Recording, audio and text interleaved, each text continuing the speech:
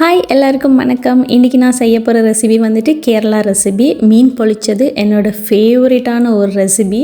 எப்படி இதை சூப்பராக பண்ணுறேன்னு பார்க்கலாம் வாங்க. இப்போ இது பண்ணுறதுக்காக ஒரு பெரிய சைஸ் வெங்காயம், ஒரு தக்காளி, ஒரு 8 பல்லு பூண்டு இது எல்லாத்தையுமே நான் சின்ன சின்னதாக நறுக்கி தனியாக எடுத்து வச்சுருக்கேன். இப்போ மீனை சுத்தம் பண்ணிடலாம். மீன் ரொம்ப சின்னது இல்லாமல் கொஞ்சம் மீடியம் சைஸ் போல் எடுத்துக்கோங்க. மீன் சுத்தம் பண்ணதுமே மீனுக்கு 2 சைடுமே இந்த மாதிரி கட் பண்ணி விட்டுக்கோங்க. மசாலா போயிட்டு நல்லா மேரினேட் ஆகிற மாதிரி கட் பண்ணி விட்டுக்கோங்க.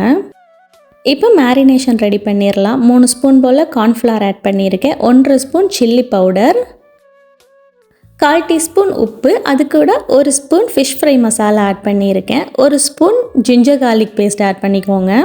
கொஞ்சமாக எண்ணெய் ஊற்றிட்டு ஒரு 1/4 டீஸ்பூன் போல் மஞ்சள் தூள் சேர்த்து ஒரு லெமன் புழிஞ்சு விட்டுட்டு நல்லா இதை மிக்ஸ் பண்ணிக்கோங்க.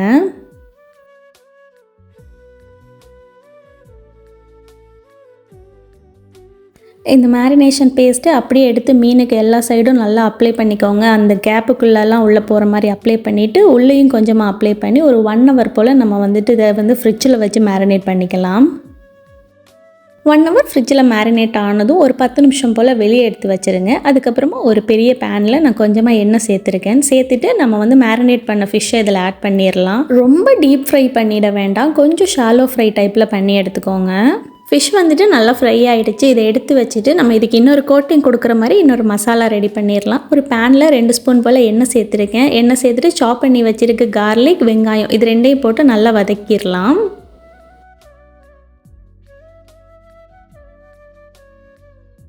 வெங்காயம் இந்தளவுக்கு நல்லா பொரிஞ்சு வந்ததுக்கப்புறமா தக்காளி சேர்த்துக்கோங்க. தக்காளியும் சேர்த்து நல்லா மசிய வதக்கி எடுத்துக்கோங்க.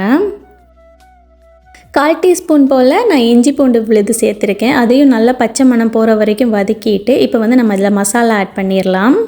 1/4 teaspoon chilli powder, 1/4 teaspoon garam masala, கொஞ்சமாக உப்பு. நம்ம ஆல்ரெடி மீனுக்கு உப்பு சேர்த்ததுனால இதில் கொஞ்சமாக சேர்த்துக்கலாம். இது எல்லாத்தையுமே சேர்த்து ஒரு 2 to 3 மினிட்ஸ் நல்லா வதக்கி எடுத்துக்க போகிறேன்.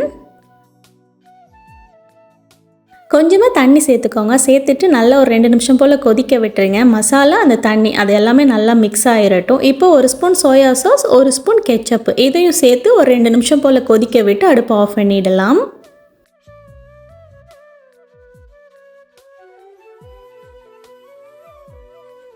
இப்போ ஒரு வாழை இலை எடுத்து நான் நெருப்பில் நல்லா சூடு பண்ணி எடுத்திருக்கேன். அப்போ தான் நமக்கு வாழை இலை ஃப்ளெக்சிபிள் ஆகும். நம்ம மீனை அதில் பேக் பண்ணுறப்போ வாழை இலை உடஞ்சி போகாமல் இருக்கும். ஸோ அந்த வாழை இலையில் நம்ம மீனை வச்சுட்டு நம்ம மிக்ஸ் பண்ணி வச்சுருக்க அந்த மசாலாவை 2 சைடும் நல்லா அப்ளை பண்ணிவிடுங்க. அப்ளை பண்ணிவிட்டு ஒரு நூல் எடுத்து இந்த மாதிரி நல்லா நாட் பண்ணிக்கோங்க.